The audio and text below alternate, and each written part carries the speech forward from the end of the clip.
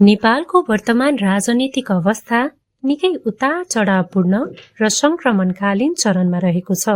विशेष गरी 2081 भदौमा भएको ठूलो युवा विद्रोह जेन्जीपछि देशमा नयाँ राजनीतिक समीकरणहरू बनेका छन्। अहिले नेपाल एक ऐतिहासिक राजनीतिक मोडमा उभिएको छ।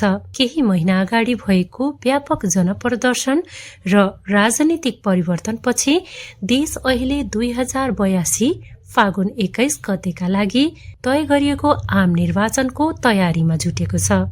पुराना शक्तिहरू आफ्नो अस्तित्व जोगाउन संघर्षरत छन् भने नयाँ शक्तिहरू वैकल्पिक राजनीतिको आशा जगाउँदै उदाएका छन्। तत्कालीन सरकारको बर्खास्तीपछि अहिले देशमा सुशीला कार्कीको नेतृत्वमा अन्तरिम चुनावी सरकार रहेको छ। यो सरकारको प्रमुख कार्यभार भनेको आगामी निर्वाचनलाई निष्पक्ष र धाँधली रहित ढंगले सम्पन्न गर्नु र देशमा शान्ति सुरक्षा कायम गर्नु हो। नेपाली कांग्रेस पार्टीभित्र ठूलो वैचारिक बहस र नेतृत्व परिवर्तनको दबाव छ। हालै सम्पन्न विशेष महाधिवेशनले पार्टीलाई नयाँ दिशा दिने प्रयास गरिरहेको छ। नेकपा एमाले केपी शर्मा ओलीको नेतृत्वमा रहेको यो दलले आफ्नो संगठन सुदृढ गर्दै निर्वाचनको तयारी गरिरहेको छ। राष्ट्रिय स्वतन्त्र पार्टी रवि लामेछानेको नेतृत्वमा रहेको यो दलले काठमाडौँका मेयर बालेन्द्र शाह र अन्य स्वतन्त्र शक्तिहरूसँग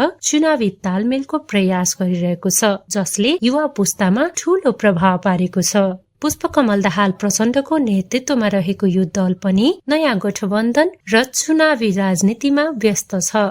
देशको ठूलो युवा जनशक्ति रोजगारीको खोजीमा विदेश पलायन हुनु र स्वदेशमा अवसर नपाउनुले राजनीति प्रति चरम असन्तुष्टि पैदा गरेको छ। ललिता निवास, भुटानी शरणार्थी प्रकरण जस्ता काण्डहरूले नेताहरूप्रति अविश्वास बढाएको छ। अबको राजनीतिमा स्वच्छ छवि मुख्य एजेन्डा बनेको छ। बजारमा देखिएको मन्दी र महँगीले गर्दा आम सर्वसाधारणको जीवन कष्टकर बनेको छ।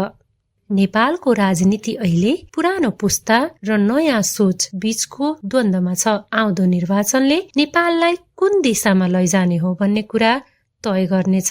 जनता अब केवल आश्वासन होइन, डेलिभरी र परिवर्तन खोजिरहेका छन्।